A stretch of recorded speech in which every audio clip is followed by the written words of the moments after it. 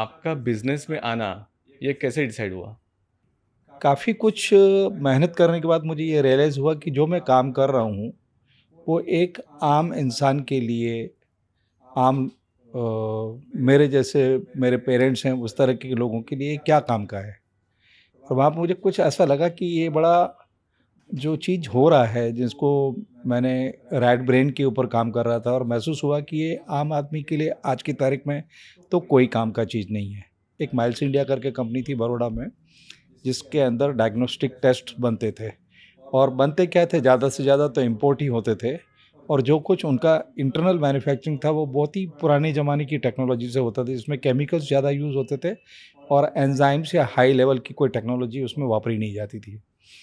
ऐसे केसेस के अंदर जब मैं कभी कभार फील्ड में जाता था तो मैंने देखा था कि एक गरीब आदमी अपनी डायबिटीज़ या हार्ट या किडनी चेकअप करने के लिए एक पैथ लैब में जा रहा है, तो उसके पास या तो बहुत ही पुराने तरीके के टेस्ट मेथड्स हैं जिसमें कोई रिजल्ट्स का ठिकाना नहीं है और डायग्नोसिस करीब-करीब नहीं के बराबर ही हो रहा है, या फिर वो बड़े हॉस्पिटल में जाएगा जहाँ पे उसका टेस्ट हुआ है और वो इतना एक्सपेंसिव है कि वो अफ़ोर्ड नहीं करने के कारण वो बीमारी के साथ में मर जाना ज़्यादा पसंद करेगा, बजाय इतनी ज़्यादा कीमत चुका के, और कोई एफ्लुएंट क्लास का आदमी ही उसको ऑफ़र कर सकता है।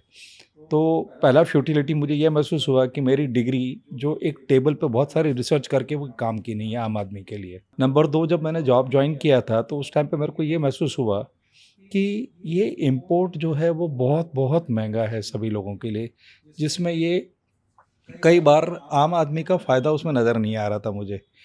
तीसरा, मैं जिस स्थिति से गुज़र रहा था और जिस तरीके से मैं रिस्पॉन्सिबिलिटी उस जॉब में उठा रहा था, मैं चाहता था कि मेरे हायर लेवल की रिस्पॉन्सिबिलिटीज़ मेरे हाथ में आए और हायर लेवल की पोस्ट मुझे मिले, ग्रोथ मेरी हो।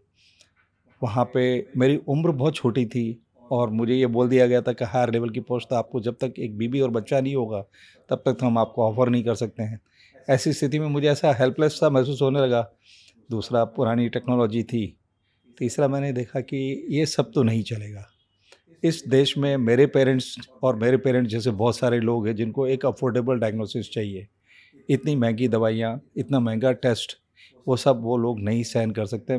तो एक रास्ता बचता है कि इस सब चीज़ों को इंडिया में बनाया जाए।